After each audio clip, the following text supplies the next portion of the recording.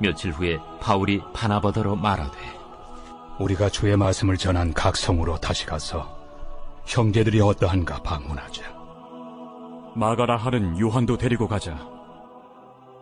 바울은 밤빌리아에서 자기들을 떠나 함께 일하러 가지 아니한 자를 데리고 가는 것이 옳지 않다 하여 서로 심히 다투어 피차 갈라서니, 바나바는 마가를 데리고 배 타고 구브로로 가고, 바울은 실라를 택한 후에 형제들에게 주의 은혜에 부탁함을 받고 떠나 수리아와 길리기아로 다니며 교회들을 견고하게 하니라.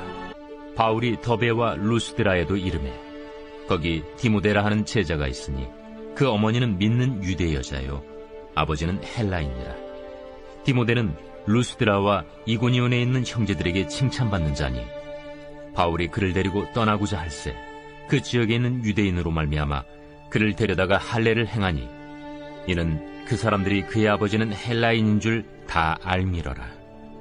여러 성으로 다녀갈 때에 예루살렘에 있는 사도와 장로들이 작정한 규례를 그들에게 주어 지키게 하니, 이에 여러 교회가 믿음이 더 굳건해지고 수가 날마다 늘어가니라.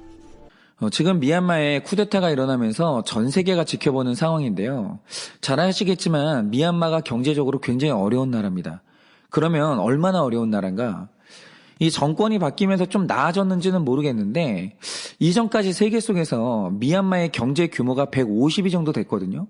그런데 한 나라의 경제 규모가 150이라고 하면 그 실상이 어떤지 아십니까? 일단 이 나라 여성들이 결혼을 하면 자기 남편과 사는 날이 1년에 몇 날이 안 돼요. 왜냐?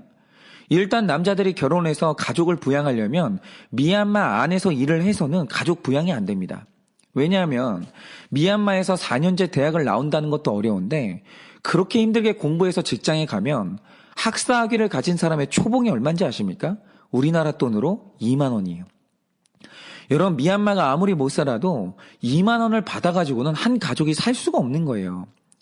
그래서 결혼을 하면 일단 남자들은 다들 인도네시아와 말레이시아로 가서 노동을 시작합니다. 그래야 가족들이 겨우 먹고 살아요. 그리고 고국에 남은 여성들은 다 밖에 나가서 뭔가 잡일을 하는 겁니다. 그리고 이 나라는 수도인 양곤을 벗어나면 포장된 도로가 없어요. 거의 다 비포장도로고, 나라에 깨끗한 물을 공급하는 시스템이 없어서 일단 개울에서 흙탕물을 퍼온 다음에 시간이 지나서 흙이 밑으로 가라앉으면 이제 그 위에 있는 물을 마시는 그런 생활을 하고 있습니다. 그러니까 지금 대한민국 국민들이 사는 수준을 생각하면 이런 생활은 상상도 할 수 없잖아요. 아마 지금 우리나라에서 아주 몇 시간만이라도 수돗물에서 흙탕물이 나오면 그 지역 구청은 진짜 난리가 날 겁니다. 전화통에 불이 날 거예요. 그런데 우리나라가 난리 나는 그 생활이 미얀마는 당연한 일상이라는 거죠. 그런데 놀라운 것이 뭐냐, 이 나라가 1970년대까지만 하더라도 우리나라보다 훨씬 더 부자였는데요. 당시에는 의료체계, 교육 시스템 같은 게 아시아 최고 수준이었습니다. 심지어 일본보다 더 잘 살았던 때가 있었어요. 그리고 여러분, 아시아에서 최초로 유엔 사무총장을 배출한 나라가 미얀마예요. 그래서 싱가포르의 2대 총리죠. 이 고촉통 총리가 젊은 시절에 한 말이 있는데요. 이 당시 아시아 최고의 대학이 미얀마에 있는 양곤 대학이었거든요. 그런데 그 대학에 가서 공부하는 게 당시 싱가포르 엘리트의 꿈이었다라는 거예요. 그런데 이렇게 잘 나가던 나라가 지금 처참하게 몰락했어요. 그럼 그 이유가 뭐냐? 지도자 한 사람을 잘못 만나서 이렇게 된 겁니다. 제가 경제적으로 어려운 나라에 갈 때마다 느끼는 게 뭐냐면, 정치 지도자들이 타락해서 정치가 후진적인데 나라가 인류인 나라는 절대로 없다라는 거예요. 그 정치가 얼마나 중요한지 모릅니다. 그래서 저는 우리나라 정치인들을 되게 높게 평가하는 게요, 정치권 지도자들이 3류인데 우리나라가 G7에 들어갈 수가 없어요. 우리가 정치적으로 진보에 속할 수도 있고 보수에 속할 수도 있지만 하나님의 보호하심 아래 좋은 지도자들이 그래도 나라를 이끌었기 때문에 지금 우리나라가 견고하게 서 있는 겁니다. 그런데 정말 우리나라도요, 지도자 한 사람이 잘못 서면 온 나라가 노력해도 그 나라의 몰락은 막을 수가 없는 겁니다. 그리고 이 가정도 똑같은 원리라고 생각하는데요. 제가 사역을 하면서 우리 성도님들의 인생사를 들으면 들을수록 제가 하는 생각이 뭔지 아십니까? 정말 문제가 없고 문제 부모만 있는 거예요. 그런데 이 말을 거꾸로 하면 무슨 뜻이 되는지 아십니까? 세상에 자기 혼자 잘나서 바로 서는 자식은 없다라는 거예요. 어떤 자녀가 견고하게 섰다고 할 때 반드시 그 이면에는 버팀목이 되어줬던 부모님들이 있었다라는 거예요. 저는 세상에서 가장 안 맞는 말 중에 하나가 자수성가라고 이제 생각을 하는데, 여러분 세상에 자수성가라는 게 존재합니까? 그런 거는 없습니다. 어떤 의미에서든 좋은 부모를 만났으니까 내가 존재하는 것이, 힘든 부모를 만난 사람이 자기 환경과 전혀 다른 삶을 만난다는 건 지극히 힘든 일이에요. 제가 지금 얼마 전에도 편지 한 통을 받았는데 이분이 정말 힘들게 살고 계시거든요. 그런데 제가 내용을 다 밝힐 수가 없어서 이렇게만 표현하는데, 제가 편지를 읽는 내내 야, 어떻게 이런 일을 당하고도 살아계신 게 너무 감사하다, 이런 생각을 할 정도로 너무 기가 막힌 사연을 읽게 된 거예요. 그런데 여러분, 이분이 저에게 편지를 보낸 것도 우연이 아니기 때문에 지금 이분이 살아나려면 도대체 저와 우리 교회가 뭘 해야 되는지 지금도 고민하고 있는데, 그만큼 지금 편지를 보낸 분의 삶이 기가 막혀요. 그런데 이분이 이렇게 기막힌 현실을 산다고 할 때 그 시작이 어딘지 아십니까? 그 부모님이에요. 주변의 어른들 중에 견고하게 서 있는 어른들이 한 분도 안 계시는 거예요. 아버지는 자살했고, 어머니는 심각한 질병이 있어서 자녀들을 키우지도 못했고, 결국 할머니 손에서 자라는데 그 할머니마저 치매가 와서 어느 날 길거리를 방황하다가 교통사고로 돌아가신 거예요.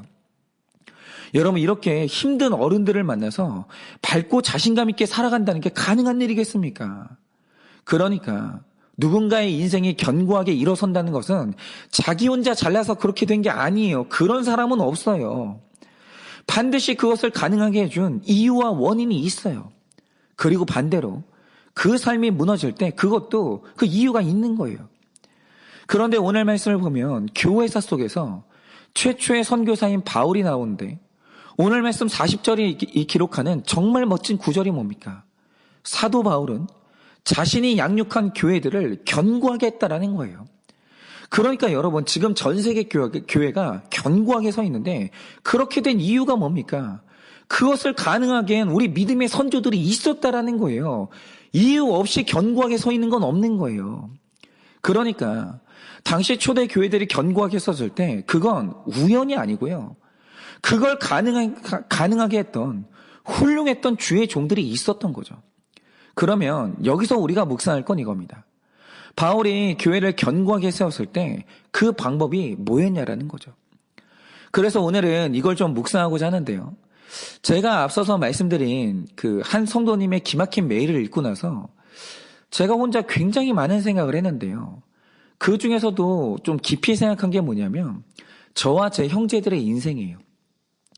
여러분, 이 성도님이 인생을 이렇게 힘들게 살아간다고 할 때 여러분, 이분이 못나서 그렇게 됐겠습니까? 아니거든요.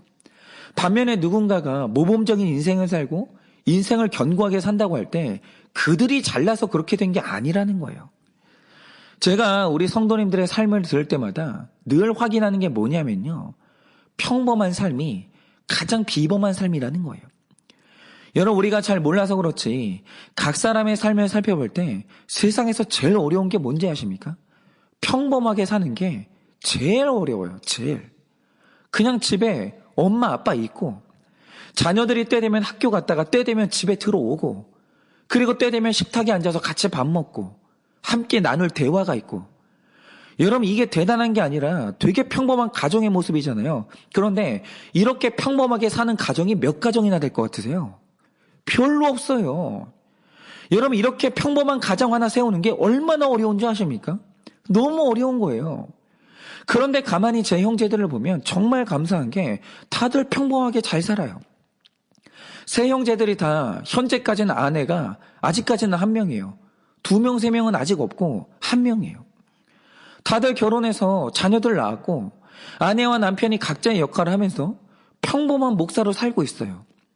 그리고 무엇보다 중요한 건 3명의 형제들이 전부 다 예수 없는 삶을 상상도 할 수 없을 정도로 평범한 그리스도인의 삶을 살아요. 그러니까 여러분, 저희 가정에 부자 없습니다. 3명 중에 유명한 사람 아무도 없고요. 대단히 큰일 하는 사람 아무도 없어요. 다 작은 교회 목사들이고요. 저희 형은 아직 담임 목사도 못 됐어요. 그런데 셋 다 평범하게 살고 있어요. 그런데 저는 이게 굉장히 어려운 일이라고 생각하거든요. 저는 그렇게 생각합니다. 그런데 여러분, 3명 중에 한 가정만 평범하게 산다고 해도 그 원인을 여러 가지로 찾을 수 있겠지만 무려 3명 다 평범한 삶을 산다고 하면 그것의 유력한 원인에서 저희 부모님을 배제할 수는 없잖아요. 그래서 제가 책상에 가만히 앉아서 지난날 부모님이 저희를 어떻게 양육했길래 우리가 평범한 삶을 잘 살 수 있는지 한번 생각을 해봤거든요. 그런데 그렇게 생각을 하다가 이제 또 중요한 사실을 깨달은데요. 자주 말씀드리지만 저희 집도 다른 목사님들의 가정처럼 이 물질적으로 부족한 점이 많았습니다. 그래서 일어난 일이 뭐냐면 어릴 때 저희들이 부모님에게 굉장히 많은 거절을 당했어요. 특별히 이 시간과 물질에 있어서 거절을 많이 당했는데요. 일단 어릴 때는 저도 놀고 싶으니까 제발 여름에 우리도 좀 어디 놀러 가자고 이런 요청을 하면 99%는 거절당했습니다. 그래서 저희 집에는 가족끼리 어디를 놀러 가서 찍은 사진이 단 한 장도 없어요. 그런데 제가 어릴 때는 뭐 이런 집들이 많았기 때문에 뭐 이런 것 때문에 자기 연민을 느낀 적은 없고요. 그리고 어릴 때부터 제가 원하는 것들에 대한 요구를 많이 했는데 일단 뭐 극장을 가고 싶다. 이거는 허락을 받아본 적이 한 번도 없고요. 외식을 가자는 요구는 가끔 들어주긴 했지만 비율이 어느 정도냐? 100번을 조르면 10번 가는 비율이었고 뭐 유행하는 옷이나 장난감을 사달라는 요구는 거의 100% 거절당했어요. 거의. 그러니까 유행에 맞춰서 옷을 입은 적, 심지어는 뭐 브랜드가 있는 옷을 입었다? 이런 적은 없었습니다. 그러니까 다 거절당했어요. 그러니까 이제 생각을 해보면 어린 시절에 저는 부모님에게 거절을 많이 당했던 것 같아요. 근데 신기한 게 뭐냐면 이렇게 많은 거절을 당했는데도 부모님이 나한테 관심이 없다거나 사랑이 없다는 생각을 한 번도 안 했어요. 그러면 왜 그랬는지 아십니까? 분명히 부모님은 제가 원하는 것을 해준 게 별로 없으세요. 지갑을 안 여는 거예요. 그런데 제가 요구하는 것들 중에서 딱 하나, 늘 지갑이 아낌없이 열리는 게 있었는데 그게 공부였어요. 그러니까 어렸을 당시에도 제가 하나 알았던 게 뭐냐면 저희 집이 물질적으로 많이 부족하다는 건 알았어요. 그래서 부모님이 돈을 지출할 때는 선택하고 집중해야 됐거든요. 안 그러면 이제 경제가 이제 구멍이 나니까. 그래서 일단 저희 부모님이 지출할 때 저희가 요구하거나 원하거나 좋아하거나 이런 것 대부분에는 돈을 안 쓰세요. 그리고 심지어 자신들이 원하는 것에도 돈을 안 써요. 제가 볼 땐 그랬습니다. 저희 어머니가 액세서리를 한 적이 없어요. 저희 아버지가 무슨 물건을 2개를 가져본 적이 없어요. 늘 아껴서 쓰셨습니다. 그러니까 자기 자신한테도 돈을 안 쓰세요. 그리고 그렇게 아껴서 모은 돈을 다 어디에 쓰셨는가 하면 자녀들이 공부하는 데 썼어요. 그리고 2번째가 신앙생활 하는 일에는 아낌없이 지원을 했습니다. 한 예로 저희 부모님이 저한테 무슨 선물을 하신 적이 없거든요. 생일 때도 뭐 생일 케이크를 본 적도 별로 없고 선물을 받아본 적은 뭐 아예 없습니다. 그런데 제가 군대에 있을 때 처음으로 제가 군 교회에서 설교를 했는데 그 소식을 전했거든요. 그때 저희 아버지가 설교에 필요한 책과 자료를 그때 보내주신 적이 있어요. 아마 그게 제가 제 아버지한테 받았던 첫 선물이에요. 그런 건 지체 없이 지원을 해주셨습니다. 이렇게 지난날 저를 양육하셨던 제 부모님을 뒤돌아보니까 하나 보이는 게 있었는데 그게 뭔지 아세요? 정말 확실했던 건 저희 부모님이 저를 사랑하셨습니다. 그게 너무 확실해요. 그래서 그 사랑 때문에 저에게 많은 것을 베풀어 주셨는데 제가 부모님에게 받은 것을 펼쳐놓고 보니까 뭘 주셨는지 아십니까? 제 부모님은 자기가 주고 싶은 것을 준 적이 없어요. 그런데 또 그렇다고 제가 원하는 것을 주신 것도 아니에요. 그러면 부모님이 저에게 늘 주셨던 게 뭐냐? 부모님은 저에게 늘 가장 좋은 것을 골라서 주셨어요. 그래서 오늘 저희가 이 평범한 그리스도인, 평범한 한 사람으로 세워질 수 있었던 거예요. 부모님이 늘 고민하면서 좋은 걸 줬거든요. 그런데 만약 부모님이 저에게 뭔가를 베푸시면서 제가 원하는 것을 중심으로 주셨다면 저는 지금처럼 못 살 것 같아요. 또 부모님 자신들이 원하는 걸 강요하듯이 주셨어도 지금처럼은 못 살 것 같아요. 그런데 오늘 저희가 그리스도 안에서 이렇게 평범하게 사는 이유는 늘 부모님이 고민을 하면서 가장 좋은 걸 줬거든요. 그래서 제가 드리고 싶은 말씀이 뭐냐면 우리가 사랑을 말할 때 아주 중요한 사랑의 표현 중에 하나가 주는 거거든요. 그런데 뭘 주는 게 사랑입니까? 사랑이라는 것은 내가 주고 싶은 걸 주는 것도 아니고 상대가 원하는 걸 주는 것도 아니에요. 여러분 진짜 사랑은 가장 좋은 걸 주는 게 사랑이에요. 그런데 오늘 말씀의 사도 바울을 보면 이타적으로 베푸는 삶을 살았는데 그가 베풀었던 게 뭐였는지를 보면 그건 내가 원하는 걸 주는 것도 아니고 상대방이 원하는 걸 준 것도 아니에요. 사도 바울이 늘 줬던 게 뭐냐면 가장 좋은 것을 줬다라는 거죠. 그러면 사도 바울이 줬던 가장 좋은 것은 무엇인가? 자, 오늘 말씀 중에서도 특별히 36절에서 41절 말씀을 보면 오해하기 딱 좋은 내용이 하나 나오는데요. 우리가 지난 시간에 묵상한 것처럼 구원을 이루는 게 믿음이냐 행위냐를 놓고 오직 믿음이라는 중요한 결정을 이 교회 이 지도자들이 결정을 내려줬습니다. 그래서 이 사실을 이방 교회에 전해주면서 너희가 거룩한 삶을 살되 할래는 할 필요가 없다는 만장일치의 소식을 전해줬어요. 그래서 이 소식을 들은 이방의 교회들이 얼마나 기뻐했는지 모릅니다. 그런데 그 후로 사도 바울은 자신이 선교한 교회들이 어떻게 지내고 있는지 그게 너무 궁금한 거예요. 그래서 바나바에게 제 이야기를 자 우리가 선교했던 지역에 우리 다시 가봅시다 이런 말을 한 거예요. 그러니까 바나바는 당연히 좋다고 하죠. 그런데 여기서 바나바가 하나의 제안을 더합니다. 그게 뭡니까? 1차 선교 여행 때 이탈했던 자기 조카 마가에게 한 번 더 기회를 주고 다시 데려가자라는 거예요. 그런데 여러분, 여기서 바울이 이 바나바의 제안을 거절하는 게 진짜 어려운 일이에요. 왜입니까? 이 바나바가 마가를 챙기는 이유가 뭐냐면 두 사람이 친척 관계거든요. 마가가 바나바의 조카예요. 그런데 일단 이런 관계를 알면 안 된다고 말하는 게 진짜 어려워지는 거예요. 그리고 심지어 바나바가 누굽니까? 바울이 교회를 핍박하다가 회개하고 돌이켰지만 교회 안에서 그걸 믿어주는 사람이 아무도 없었거든요. 아무리 그가 변했다 한들 과거의 일 때문에 상처받은 사람이 너무 많은 거예요. 마음을 열질 않는 거죠. 그런데 그런 바울의 진심을 믿어주고 처음으로 용서해주고 처음 사역의 길을 열어준 은인이 누구냐면 그게 바로 바나바예요. 심지어 원래 안디옥 교회는 바나바가 목회하던 대형교회거든요. 그런데 그런 교회에 사역의 자리를 내주고 지도자로 세웠던 사람이 누구냐? 그 바나바예요. 그러니까 바울의 인생에 다시 없는 은인이 누구냐면 바나바입니다. 그러니까 여러분 보세요. 일단 내 은인이 자기 조카를 챙기면서 우리 조카 좀 잘 봐달라고 하는 거예요. 내가 과거에 당신을 잘 봐줬지 않냐. 그러니 우리 조카 좀 잘 봐달라고 그러는 거예요. 여러분 그런데 이걸 거절할 수 있는 사람이 누가 있습니까? 그런 사람은 없어요. 그런데 만약 이때 바울이 인본적인 사람이었다면 반드시 나왔을 반응이 뭡니까? 바나바가 기뻐해 줄 만한 바나바가 원하는 대답을 해주는 거예요. 아 그렇죠 선생님. 뭐 조카가 얼마든지 실수할 수 있죠. 그게 뭐 대수입니까? 우리 데리고 갑시다. 이렇게 말해주면 바울과 바나바가 싸울 일도 없고 바울이요 자기를 보호할 수 있는 거예요. 그런데 놀랍게도 이때 사도 바울이요 이거 딱 잘라 거절합니다. 38절 말씀처럼 선교 현장을 떠난 자를 데리고 가는 것이 옳지 않다라는 거죠. 그리고 39절을 보면 자기 은인 바나바와 심하게 다퉜습니다. 그런데 우리가 오늘 묵상할 것은 이 심히 다퉜다는 것의 의미예요. 여러분 왜 다퉜을까요? 여러분 바울이요 앞뒤가 꽉 막혀가지고 이 사람이 인성이 잘못돼가지고 과거의 은혜를 기억하지 못해서 그래서 싸웠을까요?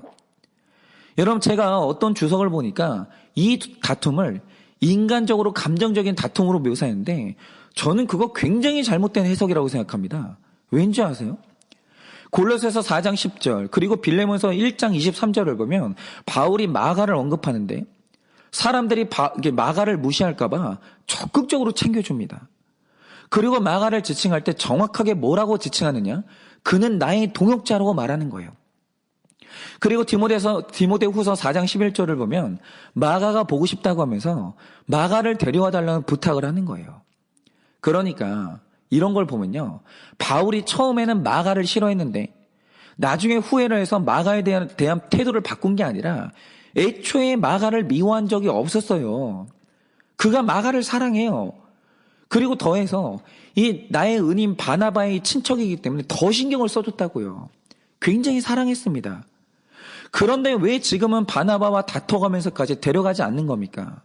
이유가 뭐냐면 앞으로 마가가 예수님의 증인으로 큰 일을 해야 되는데 선교 현장을 이탈한 이 명백한 잘못을 지금 양육해주지 않으면 절대로 더 클 수가 없기 때문이에요. 잘못한 게 있으면 확실히 회개하고 돌이키게 도와줘야 성장하는 거지, 이 문제를 덮고 그냥 넘어가면 앞으로 마가의 미래는 죽도 밥도 안 되는 거예요. 그런데 바로 여기에서 바나바의 약점이 드러난 거예요. 그게 뭐냐? 여러분, 바나바가 놀라운 사람입니다. 교회사에서 그렇게 헌신적인 사람이 많지가 않아요. 그런데 그의 딱 하나의 약점이 뭐냐? 가족이 분별이 안 돼요. 가족을 뛰어넘지를 못하는 거예요. 이 가족 문제에 있어서 감정적이 되면서 자기 조카에게 내가 원하는 것을 주려고 하는 거예요. 그러니까 이런 거죠. 죄를 지었는데도 우리 그냥 치리하지 말고 그냥 덮자는 거예요.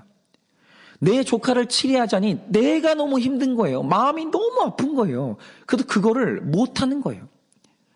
그래서 여러분, 바울이 이때 바나바를 도와주고 진짜 마가를 위하는 길을 위해서 그것 때문에 다툰 겁니다. 그런데 여러분, 이 두 사람의 다툼 사이에서 결국 성령님이 누구의 손을 들어주십니까? 바울의 손을 들어줘요. 왜죠?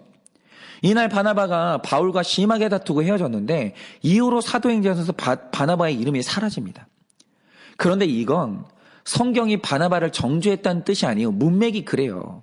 이거는 성령님이 바울의 결정을 지지해줬다고 보는 게 맞는 거예요. 그리고 더 중요한 사실이 뭐냐?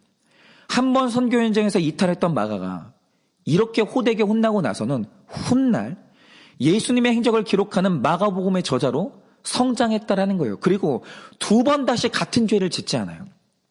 여러분, 바로 이겁니다. 오늘 바울과 바나바가 다퉜다고 기록하고 있는데 여러분, 이 다퉜다는 것의 의미가 뭡니까? 우리가 가끔 주변을 보면요, 절대로 다투지 않는 사람들이 있어요. 그러니까 가정을 봐도 아내가 그러든지 남편이 그러든지 여튼 다투지를 않는 거예요. 그리고 상대가 원하는 대로 다 해주는 거예요. 그런데 어떤 사람들은요, 이걸 온유함이라고 하면서 야, 그 남편 그 안에 좋은 사람이네 이래요. 이거 착각입니다. 여러분, 이게 너무 이상한 일이에요. 왠지 아십니까? 상대가 누구든 내 앞에 있는 배우자는 100% 죄인이기 때문에 죄인이 원하는 것을 다 들어줄 수가 없는 거예요. 정상적으로 견고하게 그리스도 안에 서 있으면 그럴 수는 없는 거예요. 여러분, 거룩한 부부일수록 반드시 갈등해요. 싸우는 일이 일어나요. 구속사적으로는 그게 정상적인 일이에요. 그런데 다 들어주는 거예요. 다툼이 없는 거예요. 그럼 이유가 뭘까요? 이건 상대를 배려하는 이타심이 아니라 자기를 보호하는 이기심이든지 가족 분별이 정상적으로 안 되는 거예요. 싸우는 게 두렵고 관계가 상하는 게 그 고통이 싫으니까 나를 보호하기 위해서 상대에게 맞춰주는 겁니다. 그런데 여러분, 오늘 바울이 싸우면서까지 자기가 너무 존경하는 그 스승, 은인과 싸우면서까지 마가를 데려가지 않아요. 이유가 뭐냐? 마가에게 가장 좋은 것을 주면서 그를 견고하게 세워야 되겠는데 바나바가 가족을 분별하지 못하니까 그걸 막아준 거예요. 그리고 싸워서라도 좋은 것을 준 거예요. 가장 좋은 것을 준 거죠. 그러니까 오늘 이건 단순한 혈기가 일으킨 다툼이 아니라 세상에서 가장 이타적인 사랑인 거예요. 저는 확신하기를 먼 훗날 나중에 바나바가 바울에게 감사했을 거라고 생각합니다.